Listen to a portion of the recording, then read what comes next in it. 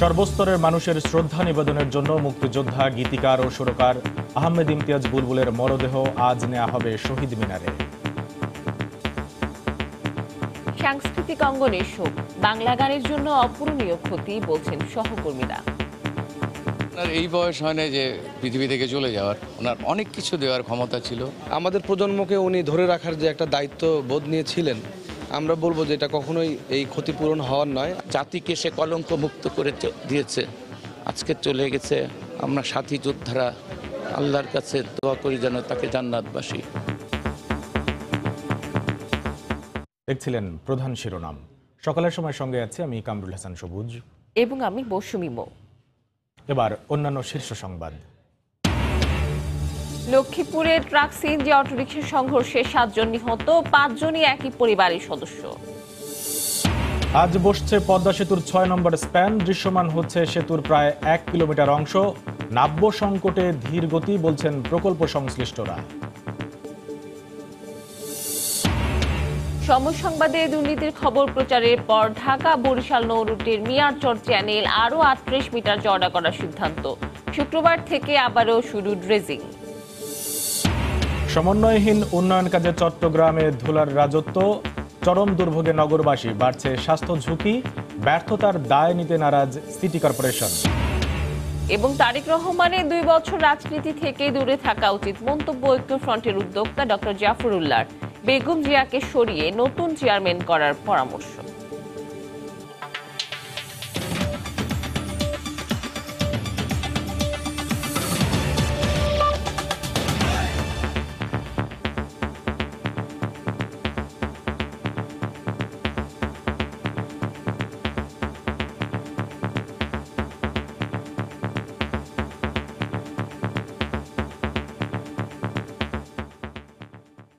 লক্ষ্মীপুরে ট্রাক ও সিএনজি অটোরিকশার সংঘর্ষে একই পরিবারের 5 জন সহ 7 জন নিহত হয়েছেন।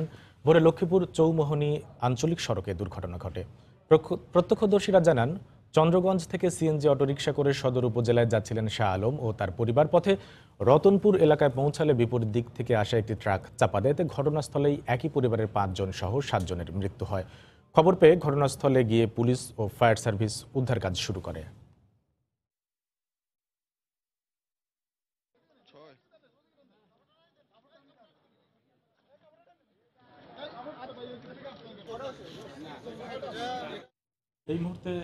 এই মুহূর্তে সেখানকার সর্বশেষ খবর জানাতে ফোনে যোগ দিয়েছেন প্রতিনিধি মাহবুবুল ইসলাম ভূঁইয়া। মাহবুব। হ্যাঁ মো আমি এই মুহূর্তে আছি লক্ষ্মীপুর চৌমোহনী আঞ্চলিক মহাসড়কের জাদুয়া রতনপুর এলাকায়। এখানে গত রাতে অনুমান 3:30টার দিকে চন্দ্রগঞ্জ থানার রামকৃষ্ণপুর গ্রামের শাহ আলমের ছেলে অন্তরকে দুর্বৃত্তরা কুপানোর পরে তাকে লক্ষ্মীপুর সদর হাসপাতালে ভর্তি করে।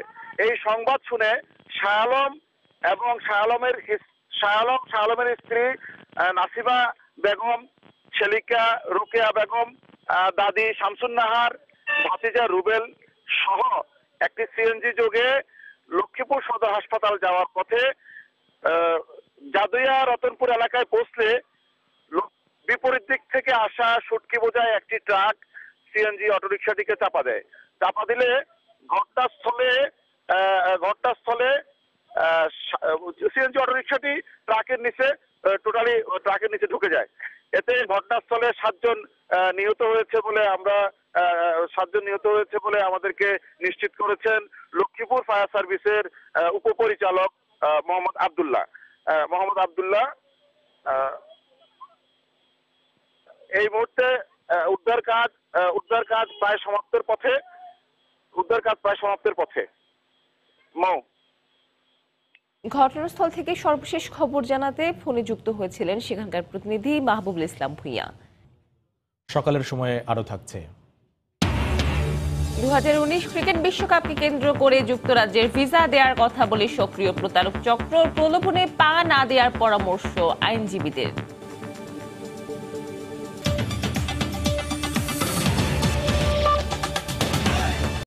দীর্ঘ ৬ মাস পর আজ বসছে স্বপ্নের পদ্মা সেতুর ষষ্ঠ স্প্যান। আগের ৫টির সঙ্গে জাজিরা প্রান্তে বসানো হবে এটি। স্প্যানটি মাওয়ার ইয়ার্ড থেকে গতকাল সকালে রওনা হয়ে বিকেলে জাজিরা প্রান্তের নির্ধারিত পিলারের কাছে পৌঁছায়। এটি বসানো হলে একসঙ্গে দৃশ্যমান হবে প্রায় ১ কিলোমিটার সেতু। সবকিছু প্রস্তুত থাকলেও শুকনো মৌসুমে নদীর নাব্য সংকটের কারণে স্প্যান বসাতে সময় লাগছে বলে জানিয়েছেন প্রকল্প পরিচালক।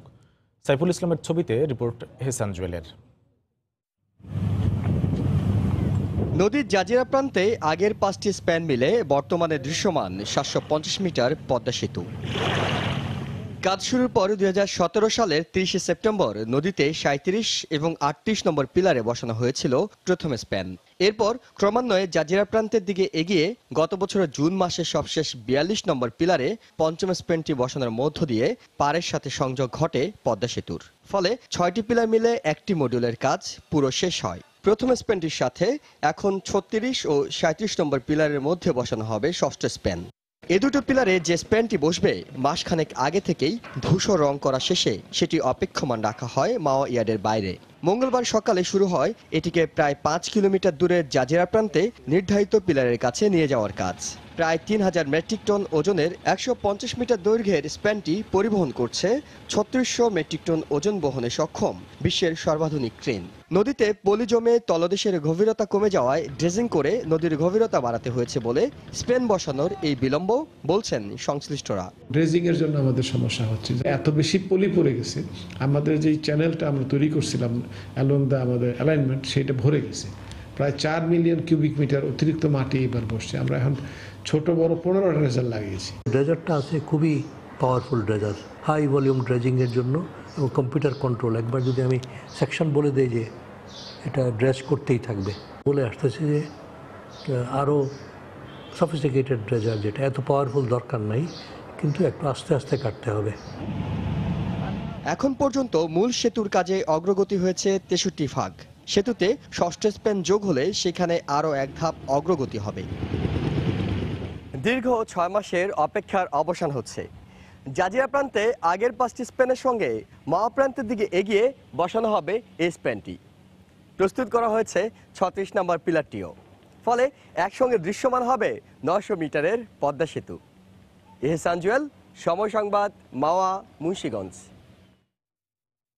ঢাকা বরিশাল নৌ রুটের মিয়ারচর চ্যানেলের পুরো 4.5 কিলোমিটার পথ অতিরিক্ত 38 মিটার চওড়া করার সিদ্ধান্ত নিয়েছে বিআরডব্লিউটিএ। রুটটি ড্রেজিং এর দুর্নীতি নিয়ে সময় সংবাদের খবর প্রচারের পর সরজমিন পরিদর্শন শেষে গতকাল সিদ্ধান্ত নেয় সংস্থাটি। ড্রেজিং চলাকালে মিয়ারচর রুটটি বন্ধ থাকবে। বরিশাল থেকে মাহমুদ রাকিবের রিপোর্ট, ছবি তুলেছেন মাহমুদুল নবী। ঢাকা বরিশাল নৌপথের মিয়ারচর চ্যানেলের ড্রেজিংয়ের দুর্নীতির কারণে নাব্য সংকটের সমাধান না হওয়া নিয়ে সময় সংবাদে খবর প্রচারের পর মঙ্গলবার সকালে সরেজমিন পরিদর্শনে আসেন বিআইডব্লিউটি এর প্রতিনিধি দল। বরিশাল বন্দর থেকে তাদের সঙ্গে প্রায় 40 কিলোমিটার দূরে ওই চ্যানেলে যায় সময় সংবাদও। ড্রেজিংও করলো, সরকারের টাকাও গেল, কিন্তু আমরা সুফল পাইলাম না।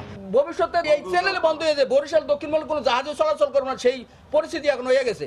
মিয়ারচর চ্যানেলে ঢুকতেই চোখে পড়ে নাব্য সংকটের কারণে একটি মালবাহী নৌযান বাঁশ দিয়ে নদীর গভীরতা মেপে সামনের দিকে এগিয়ে যাওয়ার চেষ্টা করছে।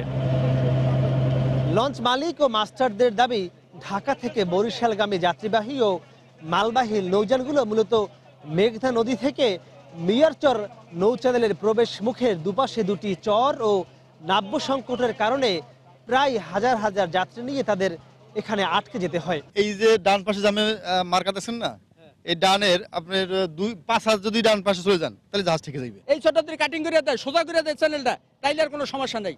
এর কিছু সময় পর পরিদর্শনে আসা প্রতিনিধি দলের সামনেই নাব্য সংকটের কারণে মিয়ারচর নৌরুটের মূল চ্যানেলে আটকে যায় একটি বাল্কহেড। এ সময় চওড়া ও গভীরতা নিয়ে লঞ্চ মাস্টারদের সঙ্গে বিতর্কে জড়ায় রুটটির দায়িত্বে থাকা প্রকল্পের কর্মকর্তারা।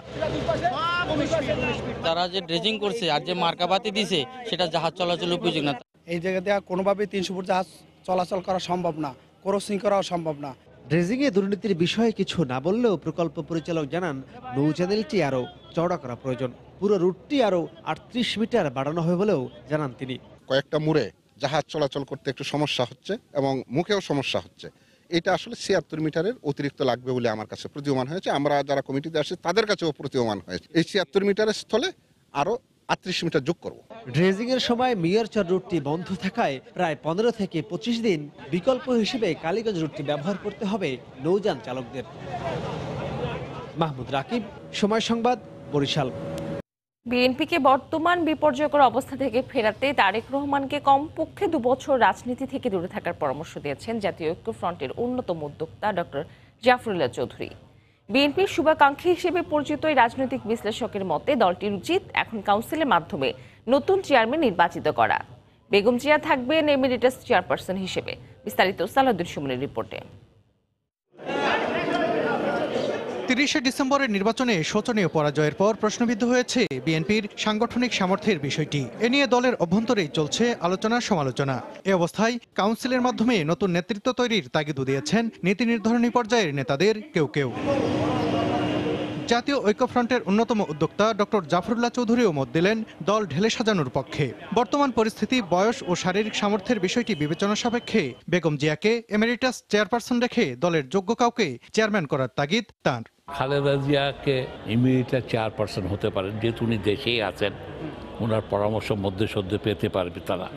হোপ যে তারা 2-1 মাসের মধ্যে উনি বেরিয়ে আসবেন। বেরিয়ে আসলে তো যে তাহলেও বেরিয়ে আসলেও উনার শারীরিক অবস্থা সব কিছুর কারণে আমি মনে করি যে তারা নতুনভাবেই করা উচিত। উনি যতদিন জীবিত আছেন এমিরেটাস, যার বিশ্ববিদ্যালয়ে এমিরেটাস প্রফেসর থাকে, এটা উনি এমিরেটাস চেয়ারপারসন হবেন আর অন্যরা নির্বাচিত। লন্ডনে অবস্থানরত দলের ভারপ্রাপ্ত চেয়ারম্যান তারেক রহমানকে কিছুদিনের জন্য রাজনীতি থেকে সরে দাঁড়ানো উচিত বলে মনে করেন গণস্বাস্থ্য কেন্দ্রের এই প্রতিষ্ঠাতা। সে বিলেতে থেকে এখানে দৈনন্দিন করা, অমুক করা, যদিও আজকে যোগাযোগ ব্যবস্থার উন্নত, তাহলেও কি হলো, আপনার ফোন ইন্টারসেপ্ট হয়। সেই জন্য আমি তো মনে করি তারেক রহমান 2 বছরের জন্য অব্যাহতি নেওয়া উচিত। উনি ওখানে বসে একটা মাস্টার্স ডিগ্রি কমপ্লিট করুক, আর এইদিকে এরা চালাক। 2 বছরের পরিবর্তন হলে উনি ফিরে আসলে আবার দায়িত্ব নিতে পারবেন। নতুন নেতৃত্ব ছাড়া বিএনপিকে পুনরুজ্জীবিত করা যাবে না বলেও মন্তব্য করেন ডক্টর জাফরুল্লাহ চৌধুরী। গণতান্ত্রিক প্রক্রিয়া পার্টির অভ্যন্তরে না থাকলে পার্টির জাগরণ হয় না। সালাউদ্দিন সুমন, সময় সংবাদ, ঢাকা। ঢাকা উত্তর সিটি কর্পোরেশনের মেয়র পদে উপনির্বাচনের ভোট গ্রহণ অনুষ্ঠিত হবে আগামী 28 ফেব্রুয়ারি। একই দিনে ভোট হবে 2 সিটির নবগঠিত 36টি ওয়ার্ডের কাউন্সিলর পদেও। ঘোষিত তফসিলে মনোনয়নপত্র দাখিলের শেষ দিন আগামী 30 জানুয়ারি। এদিকে 8 বা 9 মার্চ থেকে উপজেলা নির্বাচনে প্রথম ধাপের ভোট গ্রহণ শুরু হবে বলে জানান ইসি সচিব। আনিসুল হকের মৃত্যুতে ঢাকা উত্তর সিটি কর্পোরেশনের মেয়রের পদটি শূন্য হয় 2017 সালের 30 নভেম্বর। গত বছরের 9 জানুয়ারি এ পদে উপনির্বাচনের তফসিল ঘোষণা করে নির্বাচন কমিশন। সঙ্গে জুড়ে দেওয়া হয় 2 সিটির নবগঠিত 36টি ওয়ার্ডের কাউন্সিলর পদের নির্বাচন। কিন্তু সীমানা জটিলতায় 1 বছর ধরে আটকে থাকে এসব নির্বাচন। সম্প্রতি সব জট খুলে দিয়ে কমিশনকে নির্বাচনের আয়োজন করতে নির্দেশ দেন উচ্চ আদালত। মঙ্গলবার এ নিয়ে অনুষ্ঠিত নির্বাচন কমিশনের বৈঠকে সিদ্ধান্ত হয় 28 ফেব্রুয়ারি অনুষ্ঠিত হবে উত্তর সিটির মেয়র পদ এবং নতুন 36টি ওয়ার্ডের কাউন্সিলর পদের নির্বাচন। মনোনয়নপত্র দাখিলের শেষ তারিখ 30 জানুয়ারি, মনোনয়নপত্র বাছাইয়ের তারিখ 2 ফেব্রুয়ারি, আর প্রাপ্তিতা প্রত্যাহারের শেষ তারিখ 9 ফেব্রুয়ারি শনিবার, ভোট গ্রহণের তারিখ 28 ফেব্রুয়ারি বৃহস্পতিবার। এদিকে প্রথম ধাপে 8 বা 9 মার্চ শুরু হয়ে দ্বিতীয় ধাপে উপজেলা নির্বাচন হবে 18 মার্চ, তৃতীয় ধাপে 24 মার্চ, চতুর্থ ধাপে 31 মার্চ এবং পঞ্চম ধাপ অনুষ্ঠিত হবে রমজান মাসের পরে। 5টি ধাপে উপজেলা পরিষদ নির্বাচন অনুষ্ঠিত হবে এবং এটা প্রথম ধাপে 8 অথবা 9 মার্চ। আওয়ামী লীগ নেতা সৈয়দ আশরাফের মৃত্যুতে কিশোরগঞ্জ 1 আসনেও 28 ফেব্রুয়ারি পুনরায় ভোট গ্রহণ অনুষ্ঠিত হবে বলে জানান ইসি সচিব। বিলাত হোসাইন, সময় সংবাদ, ঢাকা। শীত মৌসুমে শুষ্ক আবহাওয়া ও উন্নয়ন কাজের কারণে ধুলাবালিতে বেহাল দশা চট্টগ্রামবাসী। অতিরিক্ত ধুলার কারণে রাস্তায় চলাচল করা নগরবাসীকে পড়তে হচ্ছে চরম দুর্ভোগে। পাশাপাশি বাড়ছে স্বাস্থ্য ঝুঁকিও। বিভিন্ন উন্নয়ন সংস্থার কাজের মধ্যে সমন্বয় না থাকায় মাত্রাতিরিক্ত ধুলাবালির অন্যতম কারণ বলে মনে করেন নগর পরিকল্পনাবিদরা। বিস্তারিত জানাচ্ছেন পার্থ প্রতিবিশ্বাস। শীতকাল আসার সাথে সাথে বন্দরনগরীর বেশিরভাগ সড়ক যেন ধুলার রাজ্যে পরিণত হয়েছে। একদিকে শুষ্ক আবহাওয়া, অন্যদিকে বিভিন্ন সংস্থার উন্নয়ন কাজ চলতে থাকায় যেন ধুলার নৈরাজ্যে পরিণত হয়েছে। অসহনীয় ধুলার কারণে নগরীর Agrabad access road, Barapol, Shah Amanat bridge এলাকা, কল্পলোক আবাসিক সহ প্রধান সড়কে রাস্তায় চলাচল করা মানুষকে পড়তে হচ্ছে চরম বিপাকে। ধুলা উঠতেছে, একটু পানি দিয়ে যে এগুলোকে একটা ব্যবস্থা নিবে সেটারও কোনো কারণ নজর নাই। শ্বাসকষ্ট বেড়ে যাচ্ছে মানুষের, ছোট ছোট বাচ্চারা স্কুল কলেজে যেতে এর সমস্যা হয়ে যাচ্ছে। এখন এই কাজটা দীর্ঘদিন ধরে চলতেছে। বিভিন্ন উন্নয়ন সংস্থার কাজের মধ্যে সমন্বয় না থাকা ও নাগরিক স্বাস্থ্যের প্রতি উদাসীন থাকার কারণে নগর জুড়ে মাত্রাতিরিক্ত ধুলোবালি সৃষ্টি হচ্ছে বলে মনে করেন এ নগর পরিকল্পনাবিদ। সিটি কর্পোরেশনের যে মেকানিক্যাল কিছু ব্যবস্থা ছিল রাস্তা পরিষ্কারের, এগুলো কিন্তু এখন আমরা দেখতে পাই না। ধুলোবালি ম্যানেজমেন্টের একটা বিষয় থাকে, বাস্তবে কিন্তু এটার কোনো কার্যকারিতা নাই। বিশেষজ্ঞ চিকিৎসকরা জানান, অতিরিক্ত ধুলাবালির কারণে যেমন মারাত্মক স্বাস্থ্য ঝুঁকিতে পড়ছে নগরবাসী, তেমনি শ্বাসকষ্ট, চর্মরোগ সহ নানা রোগে আক্রান্ত হওয়ার আশঙ্কা বাড়ছে। ফুসফুস থেকে এগুলো হার্টের মাধ্যমে ব্রেইন থেকে শুরু করে প্রত্যেকটা জায়গায় চলে যাচ্ছে। এগুলো মাইক্রো পার্টিকেল থাকে, এই পার্টিকেলগুলো অ্যাজমা করতে পারে। দীর্ঘদিনে যদি এরকম ঢুকতে থাকে তাহলে আলটিমেটলি কিন্তু ক্যান্সারের দিকে এটা টার্ন নেবে। উন্নয়ন কাজের সাথে যারা জড়িত তাদের পানি ছিটানোর জন্য বলা হয়েছে উল্লেখ করে অনেকটা দায় এড়ানোর চেষ্টা সিটি কর্পোরেশনের এই ঊর্ধ্বতন কর্মকর্তার। যে কনস্ট্রাকশন কাজগুলি হচ্ছে সেখানে আমরা সুইপিং মেশিন না, সেখানে আমরা যেটা বলেছি কন্ট্রাক্টরদেরকে বলেছি যে তোমরা পানি দিতে হবে। ধুলাবালির অসহনীয় যন্ত্রণা থেকে নগরবাসীকে রক্ষায় কয়েক বছর আগে পরিবেশ মন্ত্রণালয় থেকে সিটি কর্পোরেশনকে দেয়া হয়েছিল 2টি সুইপিং গাড়ি। বর্তমানে 2 কোটি টাকা দামের গাড়ি দুটি অকার্যকর বলে জানা যায়। পার্থপ্রতিম বিশ্বাস, সময় সংবাদ, চট্টগ্রাম। চলতি অর্থবছরের প্রথম মুদ্রানীতি লক্ষ্যমাত্রায় প্রায় 100% পূরণ হয়েছে বলে মনে করে কেন্দ্রীয় ব্যাংক। বর্তমান অর্থনৈতিক পরিস্থিতি বিবেচনায় আগামী মুদ্রানীতিতে সংকোচনের পাশাপাশি কিছুটা সম্প্রসারণমূলক হতে পারে বলে আভাস বাংলাদেশ ব্যাংকের। বর্তমানে আর্থিক দিক থেকে সরকার শক্তিশালী অবস্থানে থাকায় সরকারি খাতে ঋণ প্রবাহ বাড়বে না বলে জানিয়েছেন বাংলাদেশ ব্যাংকের মুখপাত্র। বিস্তারিত ইমতিয়াজ আহমেদের রিপোর্টে। বেসরকারি খাতে অস্বাভাবিক ঋণ প্রবাহ, নির্বাচনী বছরে মুদ্রাস্ফীতির হার বেড়ে যাওয়া সহ আমদানির চাপ সামলাতে গেল বছরের 2টি মুদ্রানীতি ছিল অনেকটাই সংযত ও রক্ষণমূলক। তবে নির্বাচন পরবর্তী সময়ে নতুন সরকারের অধীনে বেসরকারি খাতে উন্নয়নের গতি বৃদ্ধি করতে বাড়াতে হবে ঋণের প্রবৃদ্ধি।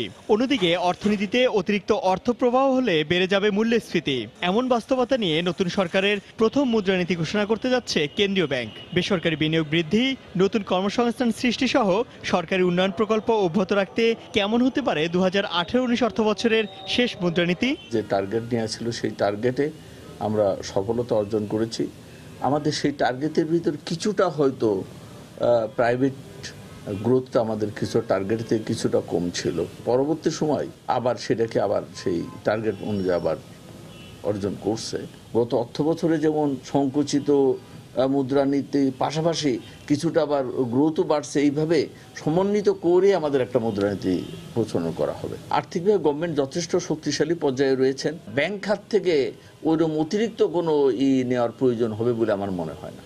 নতুন মুদ্রানীতিতে সম্প্রসারণমূলক ঋণ প্রবাহ নীতি নেওয়া হলেও তার জন্য ব্যাংকগুলোতে পর্যাপ্ত তারল্য রয়েছে বলে মত এই সাবেক ব্যাংকারের। তবে মূল্যস্ফীতি নিয়ন্ত্রণে মধ্যপন্থী একটি মুদ্রানীতি গ্রহণের পরামর্শ তাদের। জিডিপি 7.8 এটাকে অ্যাচিভ করতে হবে। তো এটাকে অ্যাচিভ করতে গেলে আপনার মনিটারি পলিসিতে এখানে যদি আপনি কন্ট্রাকশনে যান, পলিসিতে যান, তাহলে সেটা হবে না। মাঝামাঝি পর্যায়ে থাকলে আমার মনে হয় সেটাই আমরা আমাদের টার্গেটে জিডিপি যে আমরা টার্গেট ধরেছি বা ইনফ্লেশন যেটাকে আমরা কন্টেন্ট করতে চাচ্ছি সেটা আমরা অ্যাচিভ করতে পারবো।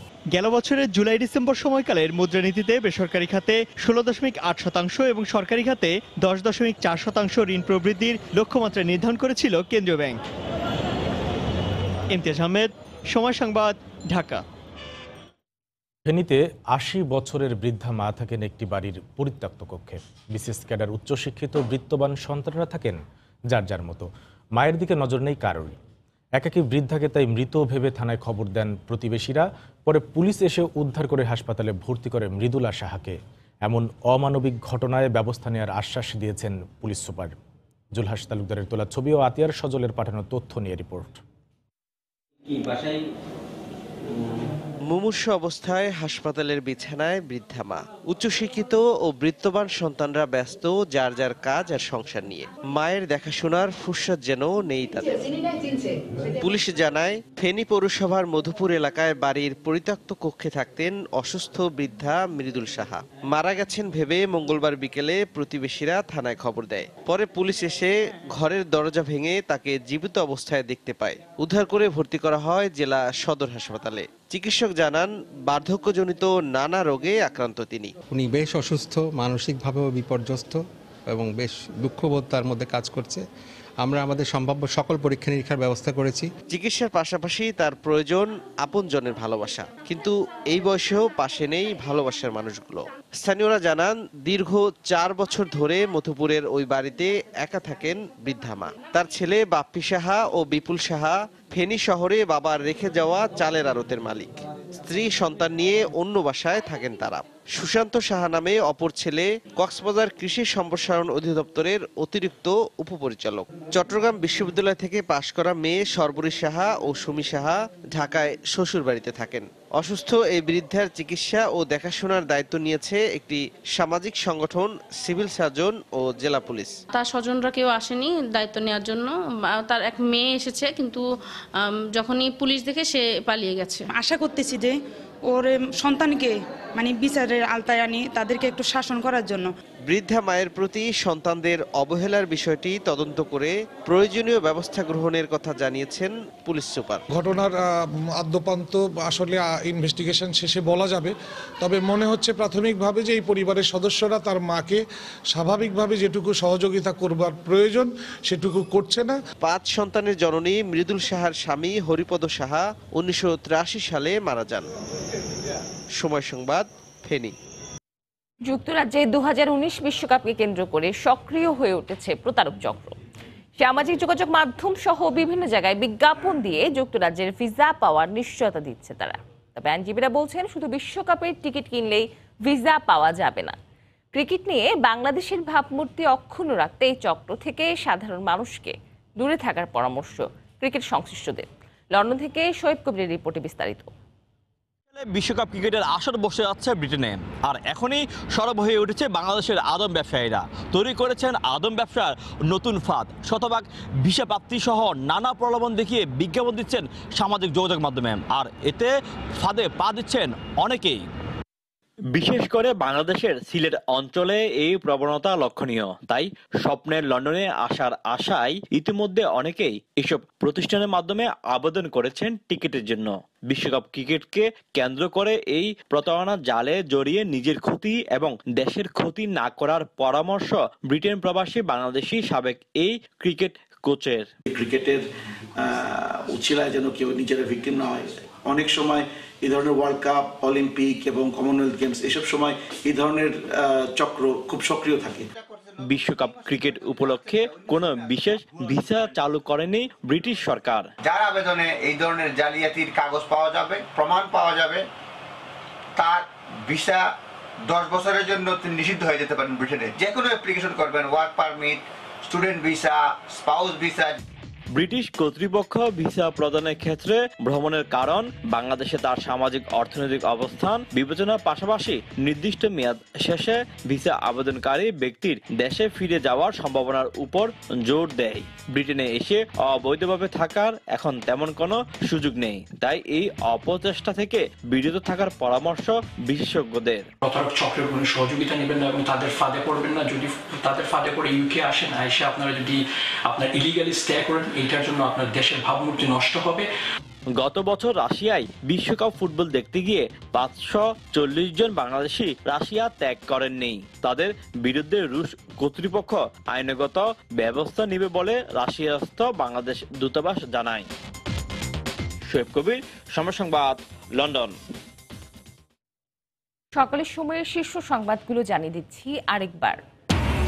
শ্রদ্ধা নিবেদনের জন্য মুক্তিযোদ্ধা গীতিকার ও সুরকার আহমেদ ইমতিয়াজ বুলবুলের মরদেহ আজ নেওয়া হবে শহীদ মিনারে। সাংস্কৃতিক অঙ্গনে শোক।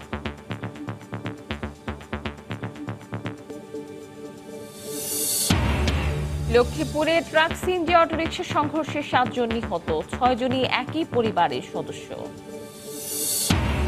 আজ বসছে পদ্মা সেতুর ৬ নম্বর স্প্যান। দৃশ্যমান হচ্ছে সেতুর প্রায় ১ কিলোমিটার অংশ। নাব্য সংকটে ধীর গতি বলছেন প্রকল্প সংশ্লিষ্টরা। সমন্বয়হীন উন্নয়ন কাজে চট্টগ্রামে ধুলার রাজত্ব। চরম দুর্ভোগে নগরবাসী, বাড়ছে স্বাস্থ্য ঝুঁকি। ব্যর্থতার দায় নিতে নারাজ সিটি কর্পোরেশন। এবং তারেক রহমানের ২ বছর রাজনীতি থেকে দূরে থাকা উচিত মন্তব্য ঐক্যফ্রন্টের উদ্যোক্তা ডাক্তার জাফরুল্লাহর। বেগম জিয়াকে সরিয়ে নতুন চেয়ারম্যান করার পরামর্শ। এই ছিল সকালের সময়। আপনার মোবাইলে সময় সংবাদ দেখতে সকল খবর পেতে ডাউনলোড করুন সময় অ্যাপ আর সঙ্গে থাকুন সময়ের।